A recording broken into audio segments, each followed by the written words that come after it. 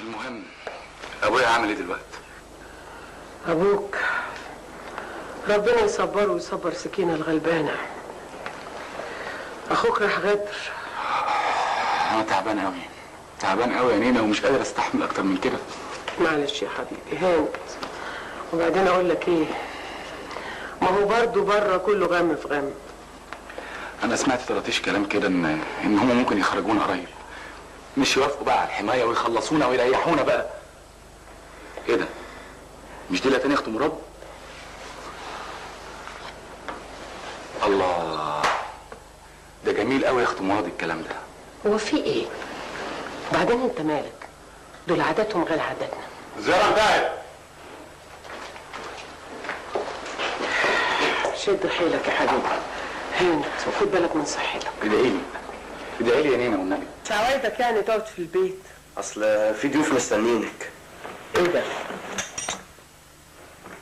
ضيوف؟ ضيوف مين؟ ضيوف اوضه الضيوف. انا يا نينا.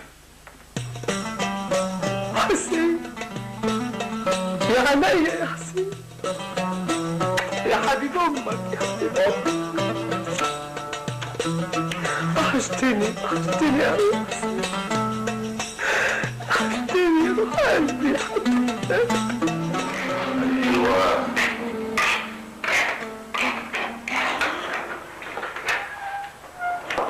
ازيك يا بكر؟ ازيك يا فاطمة؟ حسين ربنا يبارك فيك يا حبيبي. الباقي في حياتك يابا. حاجة الباهي اخوك راح يا حسين. الحمد لله. عامل يا شيخ بكر. بحسكوا دايما يا اهلا وسهلا. ياه اتنين ده لا يعلى عليه. كل انت كنت محروم. محروم الا محروم. اسال مجرب يا اخي. حاسس بيك يا ابني. انا ايام السجن كنت بستنى يوم الزياره بفارغ الصبر عشان اكل اي حاجه. ايد نور الله يرحمها الف رحمه ونور عليها.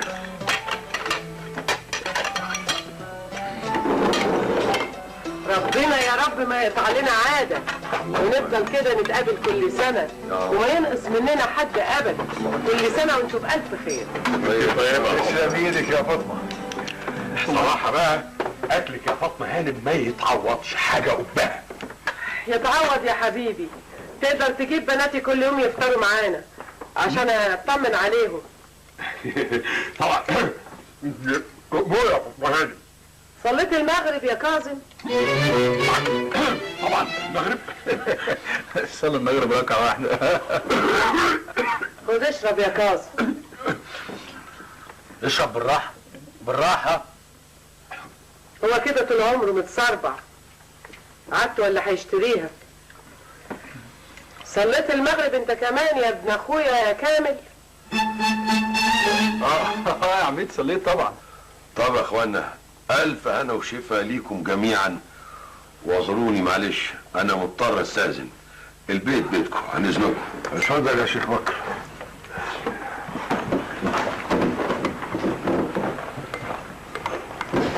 راح على فين الشيخ بكر؟ راح اطمن على سكينه والحق صلاه العشاء في الازهر. ما انا رحت لها لحد عندها واسترجيتها. معلش يا فاطمه هي خلاص ما بتخرجش غير للقرافه. تزور الشيخ عبده وترجع. عارفه ربنا يكون في عونها وعونك. اخوانا صلاه العشاء يا جماعه في الازهر. حسن حسين. حاضر حاضر هنكمل الحلو ونحصلك. ماشي. ايه؟ هذا على مشوار تاني؟ على فكرة الواد عوض النبي ومراد الاتنين اختفوا. صحابك عارف نمتك قالت لي على فكرة انا مشاويري بقت انضف من كده بكتير. صحيح. سمعت يا كاظم صلاة العشاء في الازهر؟ طبعا طبعا.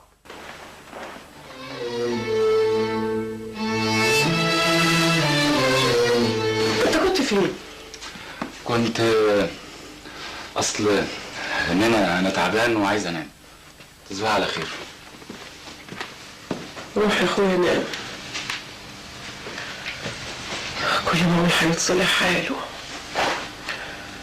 مفيش فايدة. حسن السلام عليكم. ايه يا حسن اللي جايبك في الفصل النهاري كده؟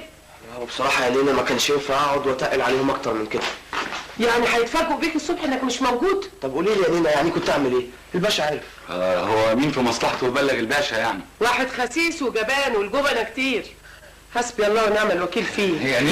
يا نينا ما تحاسبنيش على حد بس. وانت مالك محموق عليه كده؟ انت تعرفه؟ اديني بحاسبن وخلاص. اعرف مين يا نينا؟ ده انسان حقير واكيد هنعرفه. اكيد.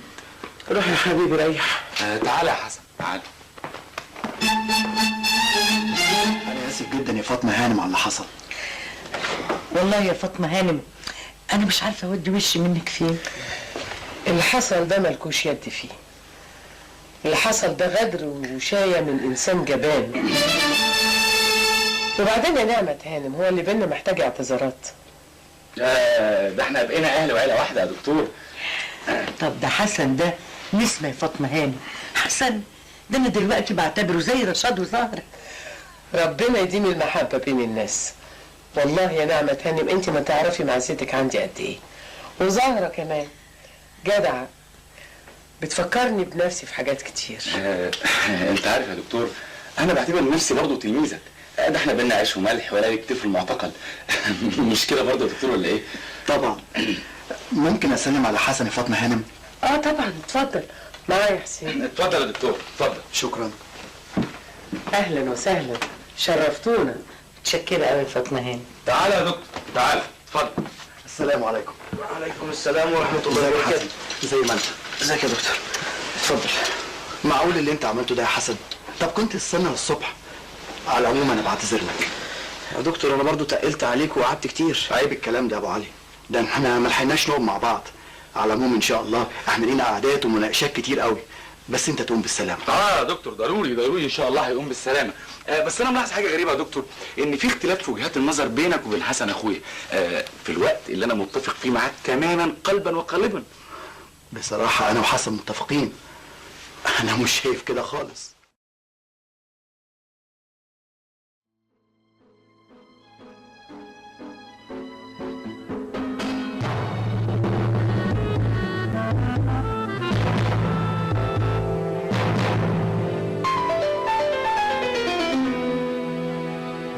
واد يا حسن خليك جوه اوضتك.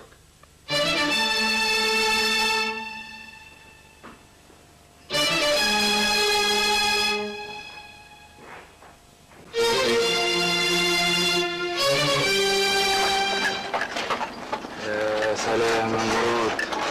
البنت اللي احنا شفناها حلوه قوي. هي اسمها ايه؟ احنا وصلنا. روح بقى. يا ساتر يا ساتر يا مراد مش عايز اروح يا اخي. هنروح اي حته. روح يا حبيبي ما ينفعش. يلا بيتك يلا على مهلك.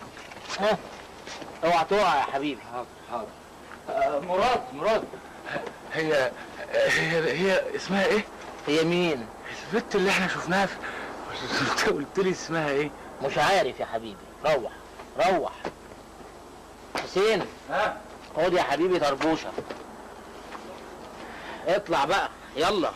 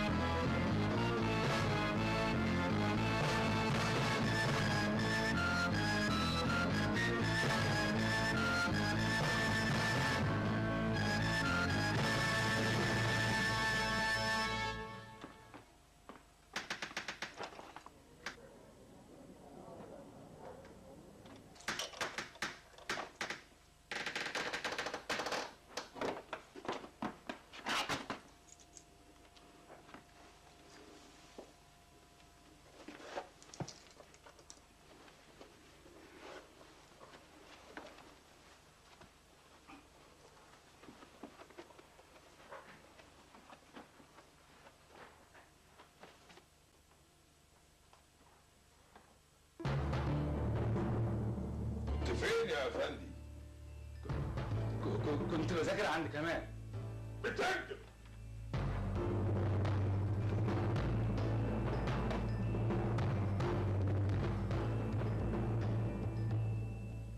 سيبني يا بابا، ابني ما يتولدش. بيتي انا يتدنس يا سافل.